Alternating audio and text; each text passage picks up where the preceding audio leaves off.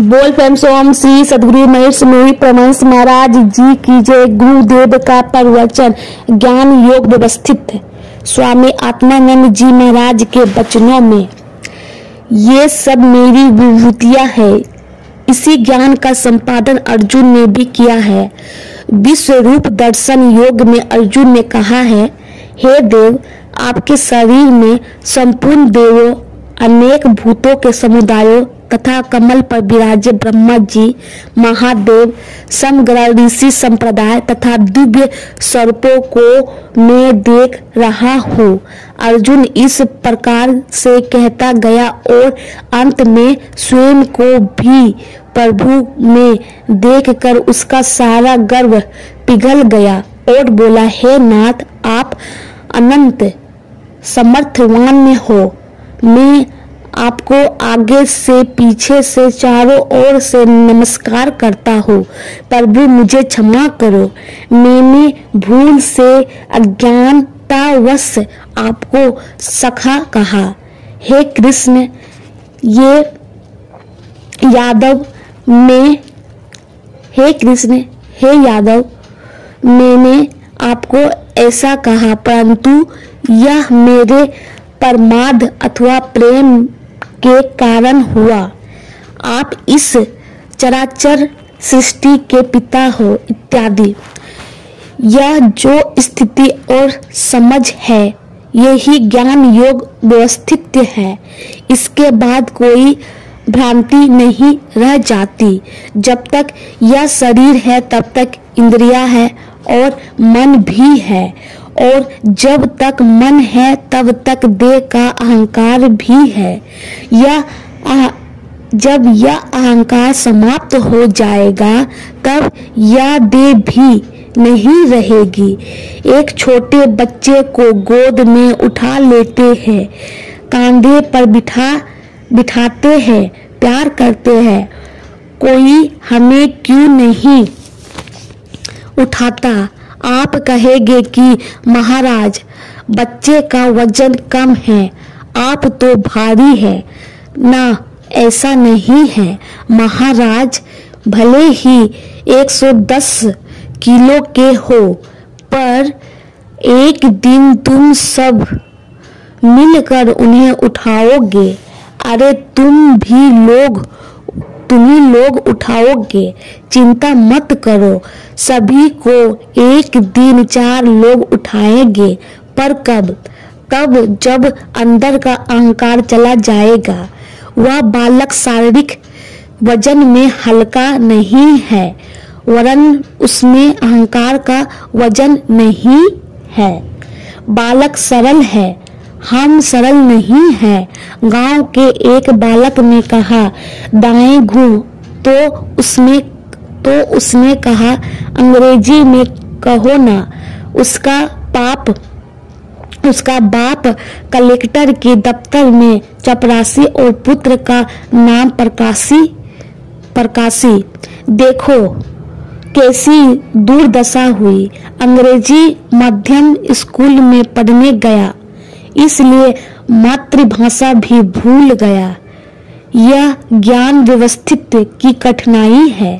तुम अमेरिका जाकर रहो तो इसमें कोई हर्ज नहीं है।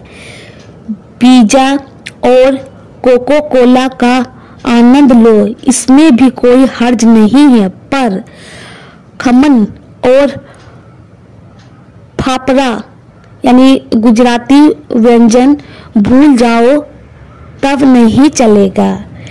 ज्ञान योग व्यवस्थित अर्थात संपूर्ण जागृत। गुरुदेव श्री शिवानंद जी महाराज कहते हैं, जिस हाल में, जिस देश में, जिस वेश में, जिस योग में, जिस भोग में, जिस राग में, जिस नाम में, जिस ध्यान में, जिस काम में रहो, राधा रमन कहते रहो। मीराबाई कहती है, साखर यानी शक्कर चीनी, शिरडी का स्वाद छोड़कर कड़वा नीम मत पियो। राधा कृष्ण के अलावा कुछ और मत बोलो। कबीर दास जी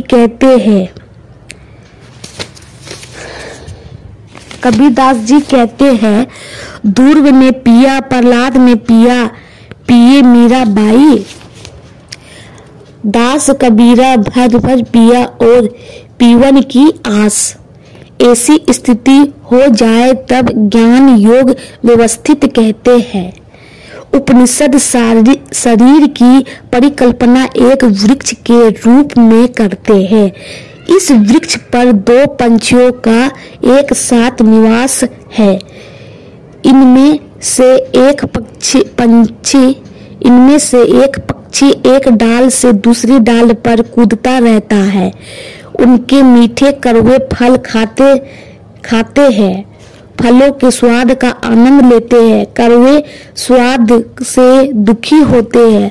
दूसरा पक्षी शांत भाव से स्थिर बैठे रहकर पहले पक्षी के दुख सुख तथा अपने चारों ओर के संसार का केवल मुख निरीक्षण करता है। उसे ना कोई दुख है, ना कोई सुख है, ना हर्ष है, ना शोक है, ना कोई बंधन नहीं है।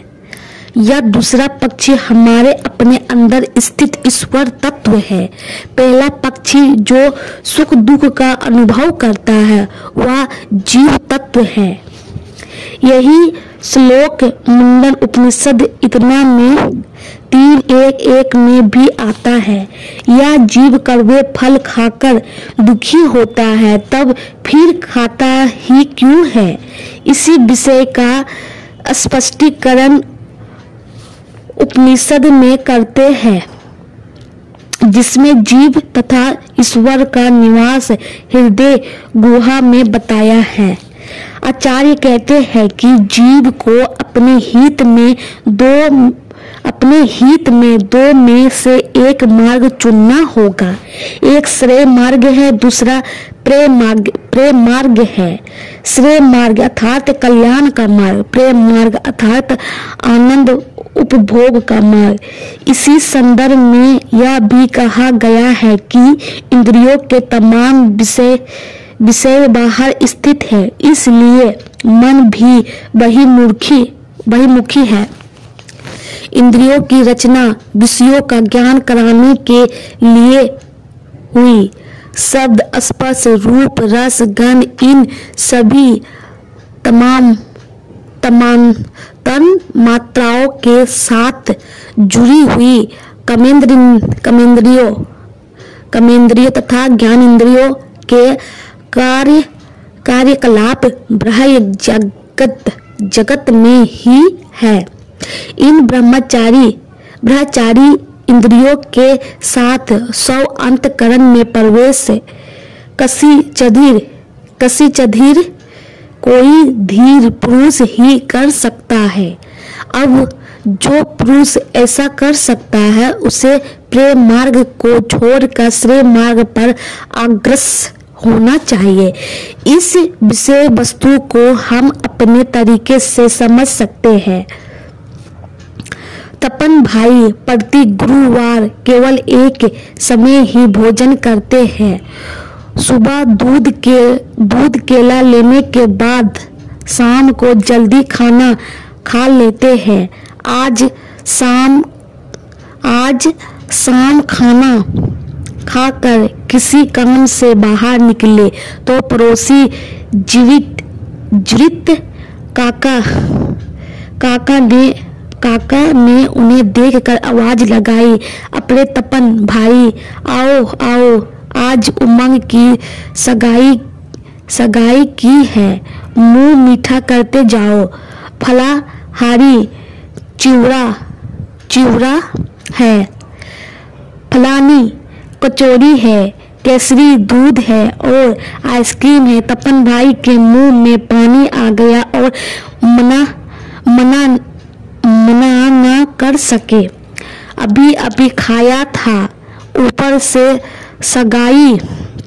सगाई का फलाहार पेट बिगड़ेगा नहीं तो और क्या होगा। पेट फूले ना इसलिए सोडा भी लिया, पाचन ठीक रहे इसलिए अंत में एक पान भी खा लिया। यह सब किसके जोखिम पर, इससे से कितना।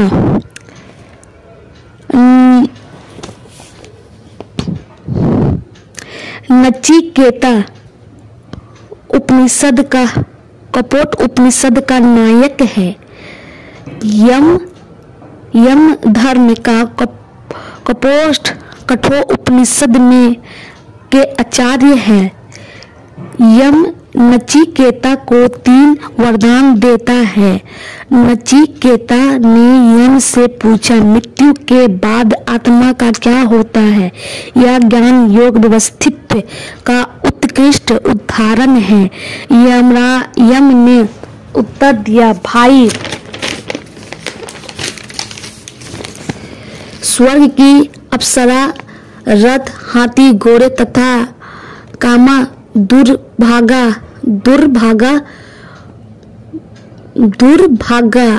मर्त्यलोके अर्थात मर्त्यलोक में जो कुछ भी दुर्लभ है वह सब ही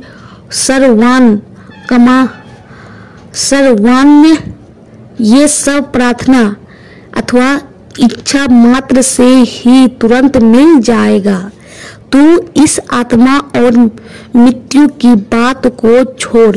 परंतु नचिकेता दृढ़ था, ज्ञान योग व्यवस्थित से अनुभूत था।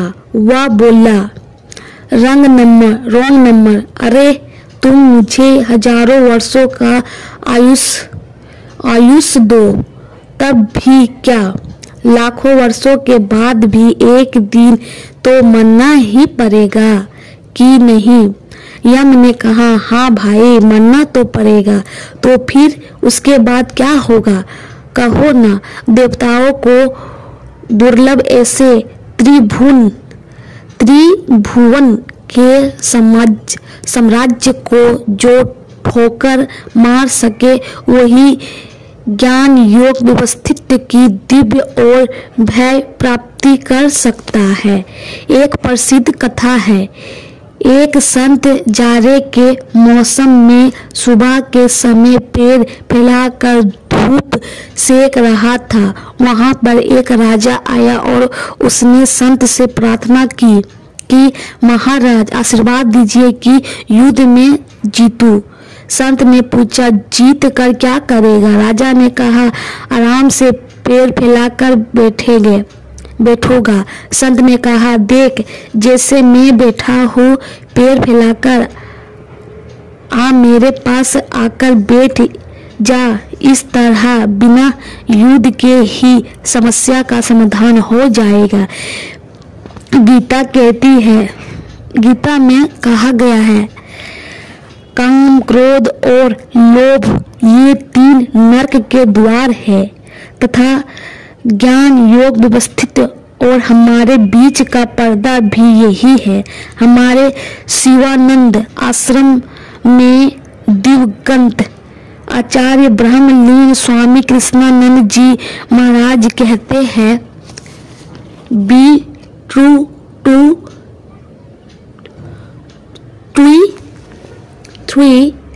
वन सेल्फ, यानी तुम अपने स्वयं के प्रति वफादार बनो। बड़ी कठिन बात है। एक दिन मुझे एक व्यक्ति से मिलना था जिसने हमारा परिचय करवाया। उसने कहा, स्वामी जी एक बहुत बड़े योगाचार्य है। उन्हें ऊंचे IAS और IPS अफसरों के योग सिखाते हैं इत्यादि। यह सुनकर वह व्यक्ति गर्म हो गया। मुझसे बोला, महाराज आपको समाज में कोई अच्छे आदमी नहीं मिले, इन चोर मवालियों को योग सिखाते हो। मैंने पूछा, क्या तुम कभी अपने साथ रहे हो? तुम अपने साथ अकेले रहो, कोई चिट्ठी पत्री नहीं, फाइल नहीं, रेडियो टीवी इत्यादि नहीं। अखबार नहीं, मैगजीन नहीं, मात्र मैं और मेरा शरीर, मेरे प्राण, मेरे मन, मेरे श्वास, मेरे विचार, सब लगाओ अपने अंदर डुबकी, तब पता चलेगा कि मैं कैसा हूँ। फिर परिवार के प्रत्येक सदस्य का विचार करो। 2-4 वर्षों के अंदर पता चलेगा कि अंत में सब एक है, सब भ्रम में है। मेरी इस 2 टूक बात से वह व्यक्ति इतना दुखी हुआ कि पूछो मत। मैं नालायक हूँ, इस बात का पता उसे कैसे लग गया। अपने आप को खोजने की आदत डालनी चाहिए। नित्य प्रति निश्चय समय पर नित्य प्रति निश्चय समय पर नियमित रूप से शांत स्थिर बैठो। इंद्रियों को बाहर से खींचकर मन के अंदर झांकना ही पड़ेगा। तब ही ज्ञान का रहस्य समझ में आवेगा। कहते हैं कि जनक विदेही को सपना आया, सपने में वह युद्ध में हार गया। विजय राजा ने जनक को निवस्त्र करके धक्का मार के बाहर निकाल दिया, साथ ही फरमान भी निकाल दिया कि जो कोई राजा जनक को शरण देगा उसे मृत्यु दंड दिया जाएगा। जो प्रजा कभी राजा जनक के दर्शन के लिए ललाटित रहती थी, उसी प्रजा ने राजा जनक के मुंह पर दरवाजे बंद कर लिए। अब तो बस ऊपर आकाश और नीचे धरती का सहारा था। भयंकर गर्मी में बैसाख की दोपहर में नंगे पैर और नंगे सिर भूखे प्यासे राजा जनक 5 दिन तक अपने पुराने राज्य की सीमा के बाहर रहे। सीमा के उस पार दूसरे राज्य का अन्न क्षेत्र था। सदावर्त में खिचड़ी मिलती थी। राजा जनक भी लाइन में लग गए, पर हाय रे दुर्भाग्य, उनका नंबर आने से पहले ही खिचड़ी समाप्त हो गए। जनक ने जब बहुत खुशामद मिन्नत की, तब पतीले की जली बची खुरचन एक सकोरे में मिली। एक हाथ में इस खुरचन का सकोरा और दूसरे हाथ में पानी का कुल्हड़ पकड़े वह 2 कदम ही चले थे कि आकाश से एक चील ने झपटा मारा और सकोरा कुल्हड़ धूल में गिर गए। राजा जनक की चीख निकल गई। घटना तो स्वप्न में घटी हुई थी, परंतु चीख सच्ची थी। चीख से नींद खुल गई और वे उठकर बैठ गए। रानी सुनयना भी घबरा उठी। महाराज पसीने से तरबतर थे, सांस फूल गई थी, दृष्टि भ्रमित हो गई थी। महारानी ने पूछा कि क्या हुआ। राजा की स्थिति उत्तर देने लायक भी नहीं थी। तुरंत ही आत्मन्य महामंत्री राजवैद्य सब के सब इकट्ठे हो गए। कुछ देर बाद बड़ी कठिनाई पूर्वक राजा बोले, यह सत्य है या वह सत्य था। जब राजा जनक का यह वाक्य किसी को समझ में नहीं आया तो अष्टावक्र मुनि को बुलवाया गया। मुनि ने राजा से कहा, थोड़ी देर पहले तुम भूखे थे, अब भूखे हो। थोड़ी देर पहले तुम वस्त्रहीन थे, अब यह स्थिति है। वहाँ रानी नहीं थी, न राजप्रसाद थे, पर तुम थे। मैं हूँ, इसका भान था। अब अब भूख नहीं है, अन्न क्षेत्र नहीं है, राजमहल है, राजरानियां हैं, राज श्रृंगार है, अलकृत आभूषण है, तथा तुम भी हो, मैं हूँ, अहम अस्मि। स्वप्न तथा जागृत दोनों स्थितियों में जो इस अहम को संभाल कर रखता है वही सत्य है, वह तुम्हारी आत्मा है। वही है जिसके कारण अहम अस्मि के अस्मि से अहम ब्रह्मस्मि तथा तत्वम अस्मि का उद्घोष हुआ। मैं जो हूँ वह तू ब्रह्म ही है, अर्थात मैं और तू दो नहीं है, एकमात्र पर ज्ञान ब्रह्म ही सत्य है। शेष सब मिथ्या है। इसलिए जनक सत्य यह भी है, सत्य वह भी था, यह भी मिथ्या है, वह भी मिथ्या था। जहाँ यह और वह, यहाँ और वहाँ है, वहाँ यह ज्ञान योग व्यवस्थित कभी भी संभव नहीं है। अरे नारायण प्रेम गली अति सक्रियता में दो न समझाए। जहाँ राम तह काम नहीं, जहाँ काम तह राम नहीं, यह एक गूढ़ गंभीर सत्य है तथा यही ज्ञान योग की सर्वोच्च स्थिति है। एक दिन गुरुदेव श्री स्वामी शिवानंद जी महाराज नित्य प्रति की भांति अपनी कुटिया से बाहर निकले। सामने एक मदारी थे। मदारी ने आगे आकर प्रणाम किया। स्वामी जी ने भी नीचे झुककर उसे प्रणाम किया और कहा, अपना खेल दिखाओ। मदारी ने बीन बजाई, सर्प से नृत्य करवाया। श्री गुरुदेव ने तत्काल सेवकों से एक थाल भर मिठाई मंगवाई।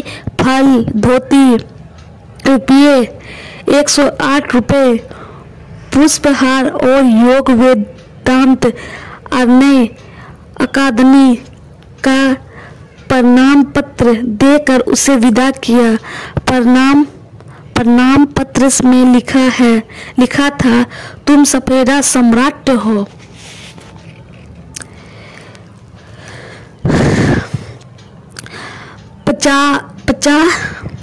पचास वर्षों पहले कैवेंडर सिगरेट 50 वर्षों पहले कैवेंडर सिगरेट का विज्ञापन करने वाले ऊंचे बांसों के ऊपर चलकर आते थे। लंबी पैंट के अंदर बांस, सिर पर नेवी कट टोपी इत्यादि। श्री गुरुदेव भी सम्मान करते कहते, सारे दिन तुम कैवेंडर का गुणगान करते हैं, उसमें थोड़ा जोड़ो, राम राम। कैवेंडर धमी जलती है, राम राम राम। कैवेंडर उत्तम वर्जनिया से बनती है, राम राम राम। कैवेंडर का स्वाद उत्तम है, राम राम राम।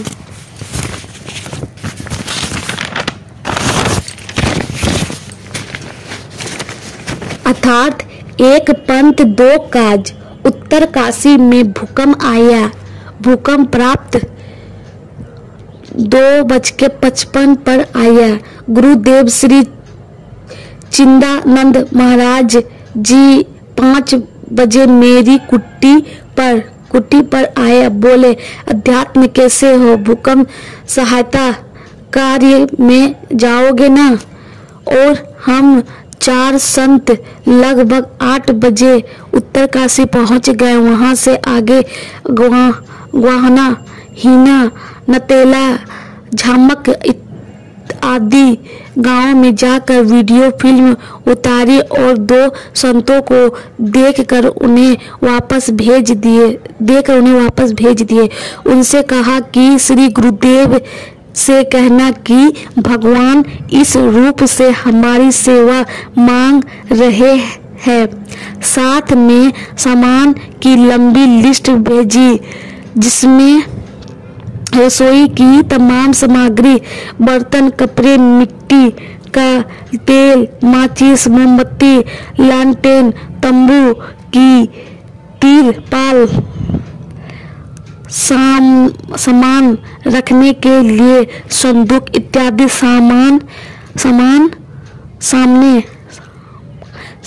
सामान लिखे थे।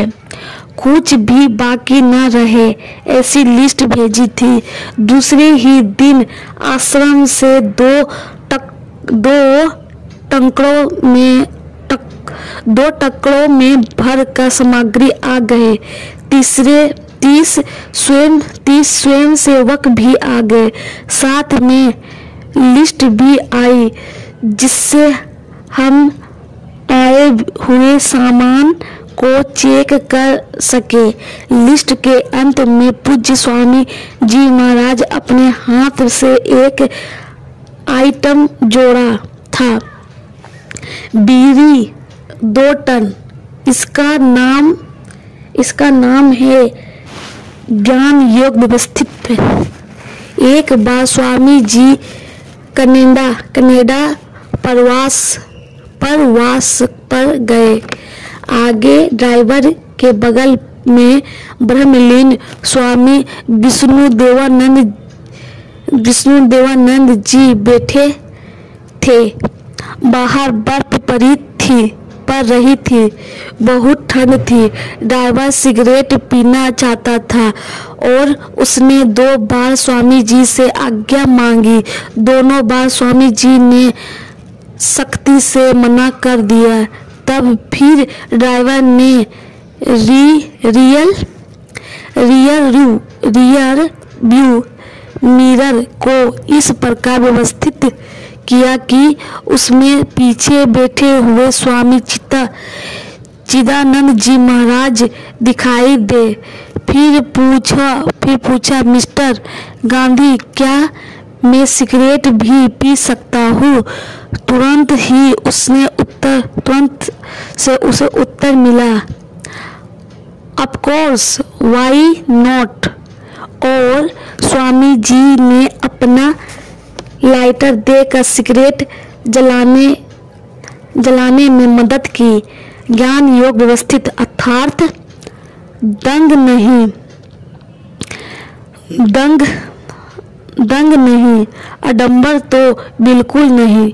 यह वर्तमान में जीने की, पल पल जीने की आचार संहिता है। प्रत्येक श्वास में मार्ग में भटक गए पथिक का मार्गदर्शन करने के लिए खड़े रहे। यदि वह पथिक यानी उपेक्षा भी करे, तब भी मैं चित्त में क्षमा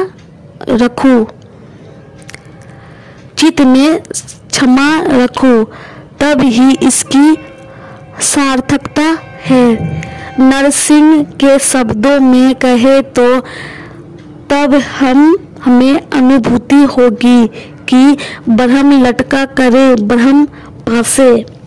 बोल प्रेम से ओम श्री सद्गुरु महर्षि में परमहंस महाराज जी की जय।